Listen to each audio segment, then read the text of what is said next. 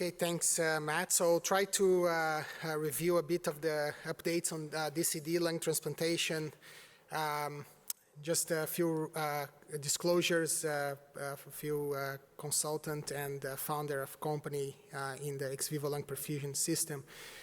I'm going to talk about utilization and outcomes of DCD lung transplantation and somehow the role of EVLP in DCD and also some new opportunities in this area. As you know, DCD can be divided mainly in two streams, controlled DCDs and uncontrolled DCDs.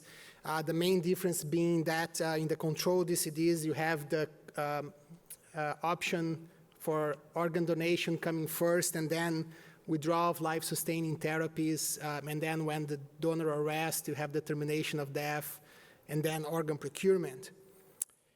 The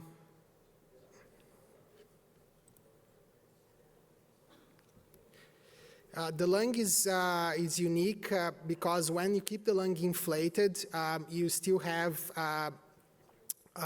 some viability and metabolism going on because the oxygen tension inside the alveolar space, and that put a great benefit for the lung in this area when there is no longer circulation. This is the rate growth of DCD. This is in the United States, but I would say for most countries active in transplantation, that has been the case, and you can see here in 2015, about 1,500 DCDs for multi-organ donors in the United States.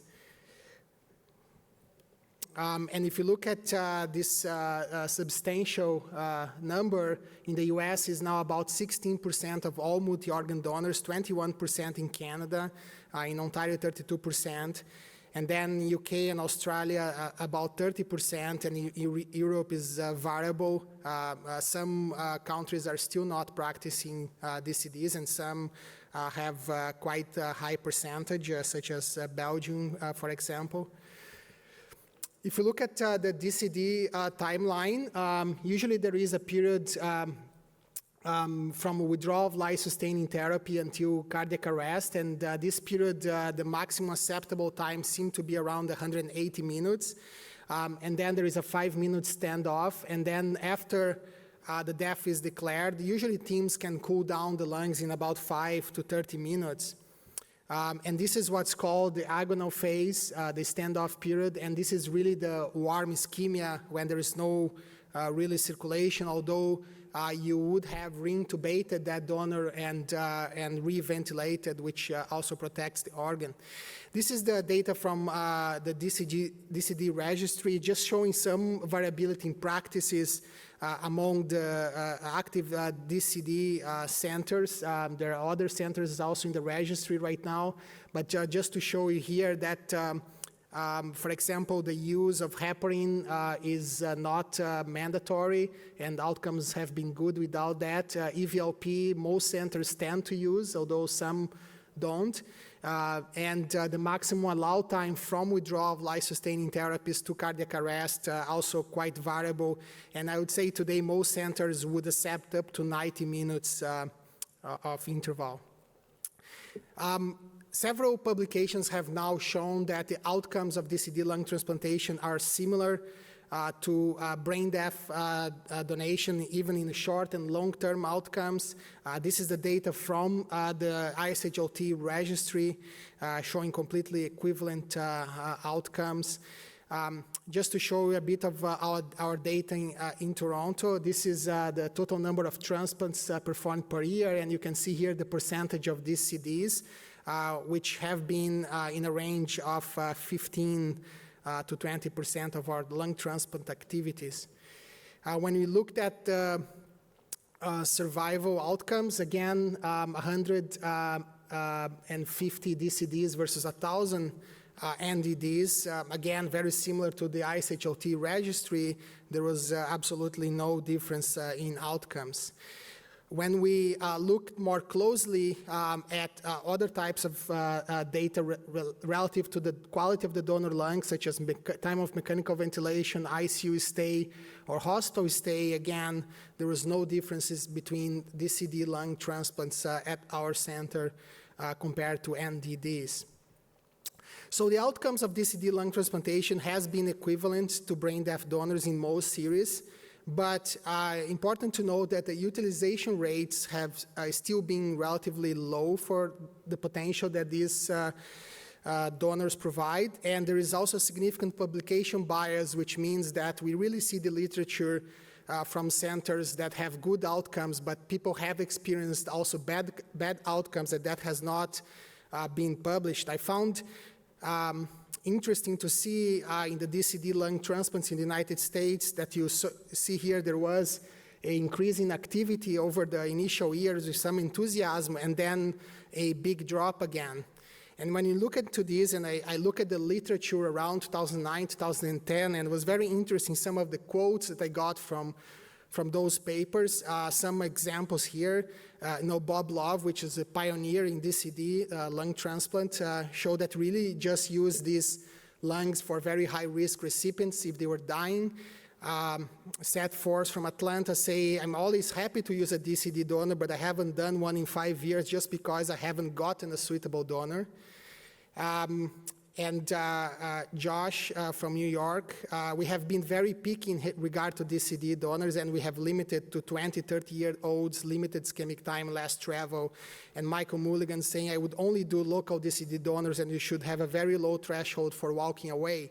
So you could see that there was not very optimism about DCD transplantation, about 5, 6 years ago. And if we look at, again, this data from the United States, some things have changed. And the most notable one, as you can see here, in the past, people would take a DCD lung and put straight to transplant. And again, the outcomes are quite variable on that. And you see more recently, there's a much larger proportion of DCD lungs that are actually recovered and not transplanted, which means that I don't have this data to show you that's the case, but most likely people are going more often, taking the lungs out, assessing on ex vivo lung perfusion, and screening really the lungs that have better potential to have good outcomes. And I think this has increased utilization in the United States. So one of the questions we have is, is EVLP necessary, helpful in DCD? We really find that EVLP is critical for assessment of uncontrolled DCDs because you don't know lung function there. And in the controlled DCD, there is still some limited experience. It is a less predictable organ. Some injuries can occur during the agonal phase, and there is a possibility to use organs with extended withdrawal time to arrest, and also most DCDs, at least in North America, are extended donors, older and with more comorbidities. And they are also subjected to several of those other injuries that a multi-organ donor has.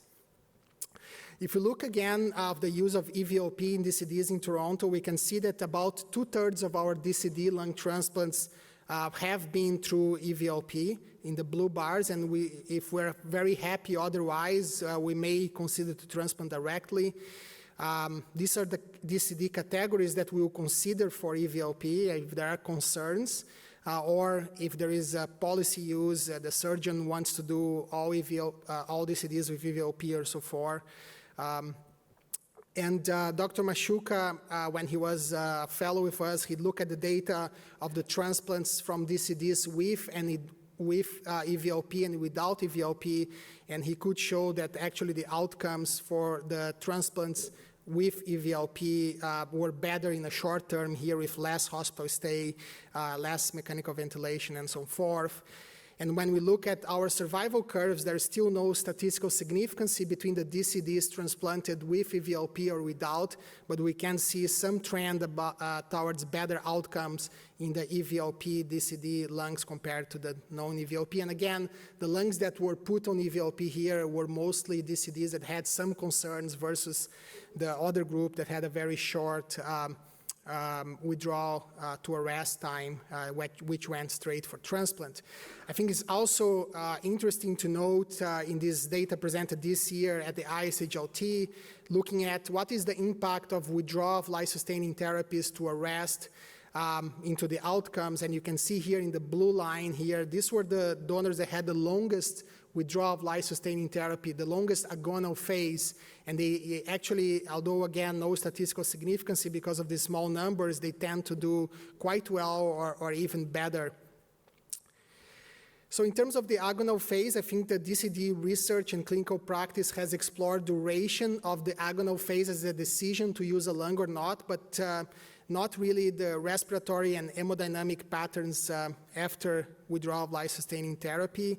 And this is very important to note that some DCDs, they arrest very quickly, but some have a very rocky course, and this may have an influence in the quality of the graft.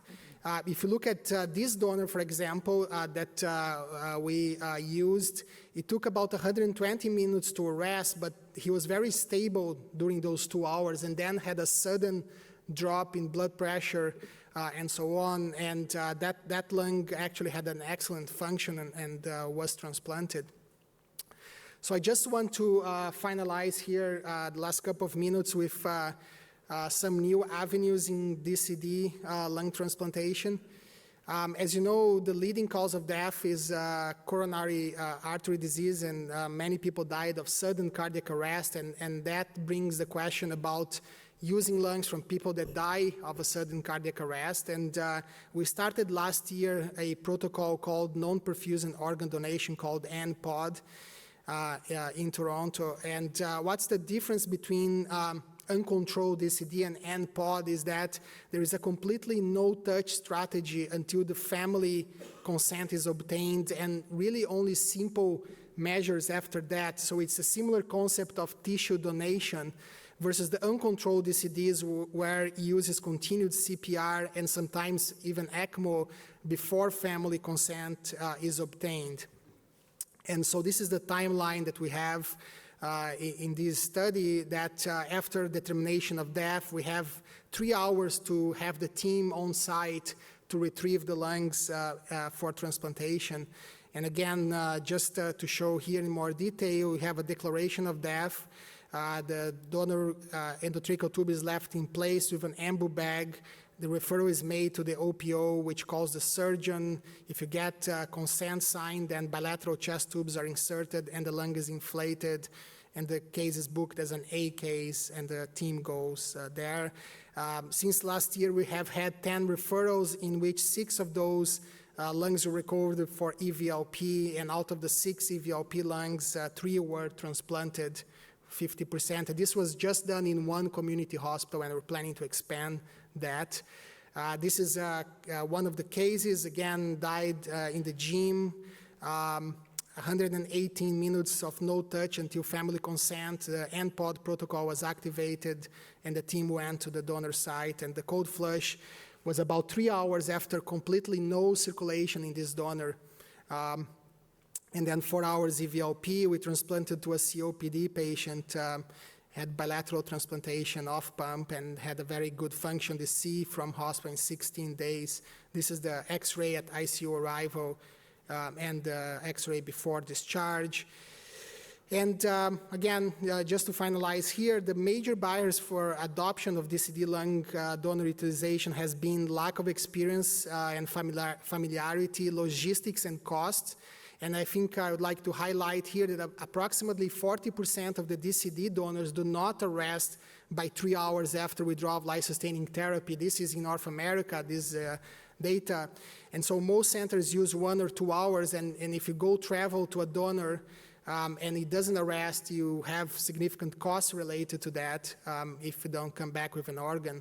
This is again the data showing that in the green bar, times where our team were at the donor site, but actually the donor did not arrest.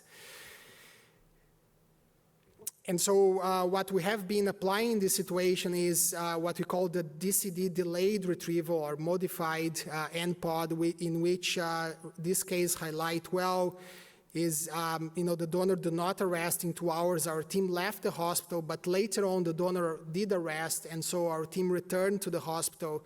And about 4 hours after withdrawal of life-sustaining therapy, being 2 of no circulations, the lungs were recovered for transplantation. And this is the post-transplant X-ray. So this protocol, basically, we identify the potential control DCD donor. We evaluate and accept the donor. The hospital perform withdrawal of life-sustaining therapy. And when the donor arrests, it doesn't matter if it's at 2 hours, at 12 hours, or at 3 days after, the institute, they put an end-pod protocol with chest tube and call us, and we'll come and take the organs. So in conclusion, DCD lung donation has substantially increased in the past years. Short and long-term results are comparable to brain death donation. And EVLP does assist in confirming and improving organ quality prior to lung transplantation. And end-pod and delayed retrieval in controlled DCDs should provide a large new donor pool for transplantation. Thank you very much.